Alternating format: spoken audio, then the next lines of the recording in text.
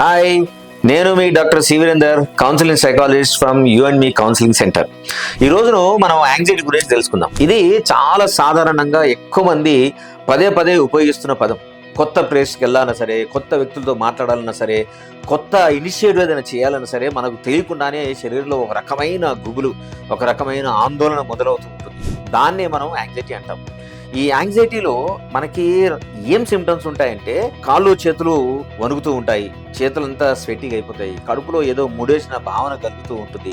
మనకు తెలియకుండానే మన జీవితం గురించి ఏదో జరగబోతుంది, ఏదో ప్రమాదం రాబోతుంది అనే సిమ్టమ్స్ మనని పదే పదే వెంటాడుతూ ఉంటాయి. మన గొంతు కూడా తడారిపోతుంది, మనం ఫ్రీక్వెంట్గా వాష్రూమ్కి వెళ్ళాల్సిన పరిస్థితి ఏర్పడుతూ ఉంటుంది. సో ఇలాంటి లక్షణాలు మీరు గనక అనుభూతి చెందితే తప్పకుండా దీన్ని యాంగ్జైటీ అని అంటాం. ఒక పర్టికులర్ సిచ్యువేషన్లో ఎప్పుడో ఒకసారి జరిగితే ఇట్స్ ఓకే, బట్ ఇది రెగ్యులర్గా జరుగుతుంది. మనం కొత్త ప్రదేశానికి వెళ్ళాలన్నా, కొత్త వస్తువు కొనాలన్నా సరే, కొత్త ప్రయత్నం ఏదో మొదలు పెట్టాలన్నా సరే, ఇది కాస్త మిమ్మల్ని వెంటాడుతూ ఉంటే మాత్రం ఇది తప్పకుండా మీరు ప్రొఫెషనల్ సాయం తీసుకుంటే తప్ప మీరు దాని నుంచి బయటికి రాలేని పరిస్థితి ఉంటుంది. నిజానికి ఈ యాంగ్జైటీ ఎలా పనిచేస్తుంది, దీని యాంగ్జైటీ సైకిల్ ఏంటి అనే దానికి నేను ఒక చిన్న విషయం చెప్తాను. అంటే యాంగ్జైటీ రాగానే మనకు 4 రకాలైన చేంజెస్ కనిపిస్తూ ఉంటాయి. ఒకటి ఫిజియలాజికల్ చేంజ్, రెండోది కాగ్నిటివ్ చేంజ్, మూడోది ఇమోషనల్ చేంజ్, నాలుగోది బిహేవియరల్ చేంజ్. అంటే ఏంటి? ఫిజియలాజికల్ అంటే శరీరంలో వచ్చే మార్పులు.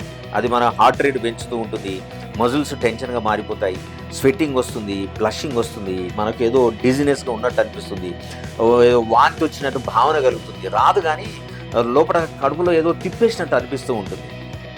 తర్వాత కాగ్నిటివ్, ఇది జరిగితే ఏమవుతుంది ఏమో, ఏదో జరగబోతుంది ఏమో, దీనివల్ల నా జీవితం మొత్తం నాశనం అయిపోతుందేమో, నాకు ప్రమాదం రాబోతుందేమో అని ఆలోచనలు మనల్ని వెంటాడుతూ ఉంటాయి. ఇది జరగగానే మనం ఏం చేస్తాం? ఏదో రకమైన ప్రవర్తన చేస్తాం. పోయి పడుకోవడమో, లేదో టీ తాగడమో, లేదు మనం మందు అలవాటు ఉన్న వాళ్ళు వెంటనే వెళ్ళి డ్రింక్ చేయడము, లేదు సిగరెట్ తాగడం, లేదంటే డ్రగ్ తీసుకోవడం, ఇలాంటి ఏమంటాం మాలడక్టివ్ బిహేవియర్, కోపింగ్ మెకానిజంకి మనం వెళ్ళిపోతాం.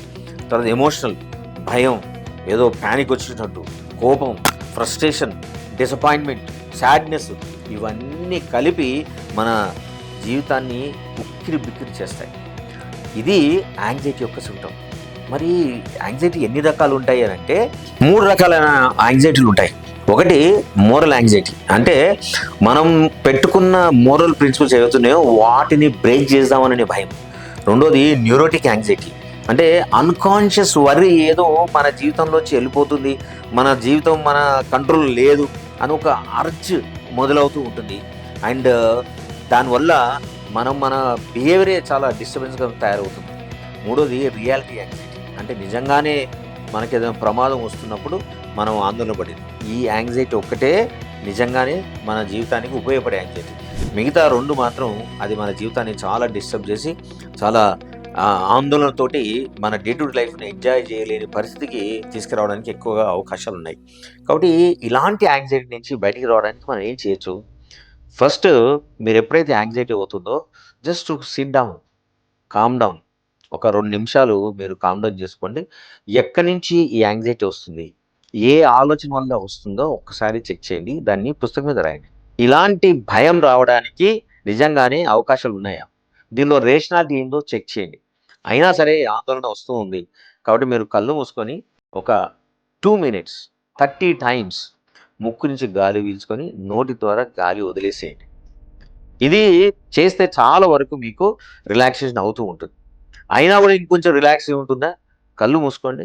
మీరు రిలాక్సేషన్ పొజిషన్లో ఉంటే ఎలా కూర్చుంటారో, భుజాలు మొత్తం రిలాక్సేషన్ అయిపోయి, మీ మొహంలో ఉన్న అన్ని కండరాలను రిలాక్సేషన్ మోడ్లోకి తీసుకెళ్ళి, శ్వాస కూడా చాలా మెల్లిగా, చాలా స్మూత్గా తీసుకునేట్టు చేసి, కళ్ళు మూసుకొని మీ మీలో ఇన్నర్ వాయిస్ని మీరు చాలా స్మూత్గా, చాలా లవబుల్గా మీతో మీరు మాట్లాడుకునేట్టు ఈ సెంటెన్స్ని మీరు ఉచ్చరించండి.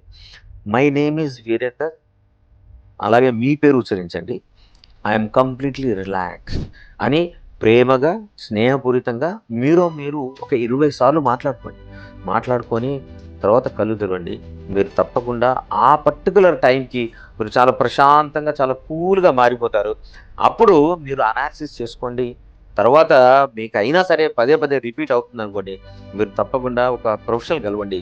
We are here to help you out to come out of this anxiety. అది జనరలైజ్డ్ యాంగ్జైటీ కానివ్వండి, లేదు మామూలుగా మోరల్ యాంగ్జైటీకి సంబంధించి కావచ్చు. మీరు మా దగ్గరికి వస్తే డెఫినెట్గా we help you to come out of this problem. So please don't ignore, don't postpone it, don't deny it, be in the reality, accept it and visit the professional, get help and make yourself better and take care. All the best.